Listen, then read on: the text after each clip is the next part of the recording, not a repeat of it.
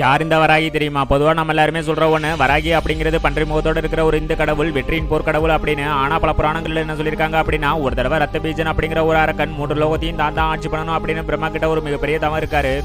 அதுக்கு முன்னாடி யாருக்கெல்லாம் கடவுள் நம்பிக்கை இருக்கோ அவங்க எல்லாரும் லைக் பண்ணுங்க. அதோட உலகத்தில் வாழ்ற எல்லா உயிர்களும் சமம் அப்படின்னு நினைக்கிறவங்க ரெட் கலர் ஹார்ட்டை கமெண்ட்ல போடுங்க. அதுக்கப்புறம் பிரம்மா உனக்கு என்ன வர வேணும் அப்படின்னு அந்த அரக்கன் கிட்ட கேட்கும்போது, என்னோட மரணம் ஒரு பெண்ணால மட்டும்தான் நடக்கணும், அதுவும் கருவில் உருவாத ஒரு கன்னி பெண்ணால தான் எனக்கு அழிவு ஏற்படணும் அப்படிங்கிற வார்த்தை பிரம்மா கிட்ட வாங்குவாரு. இதெல்லாம் இருக்க அந்த அரக்கனை எதிர்த்து தேவி துர்கா போர் பண்ணும்போது தான் தாங்கிட்ட இருக்கிற மகாசக்தியை 7 பாகமா பிரிச்சு 7 கன்னிமார்களை உருவாக்கி அந்த அரக்கன் அழிக்க அனுப்புவாங்க. அதில் 5ஆவதா உருவான மகா அவதாரம் தான் வராகி அம்மன்.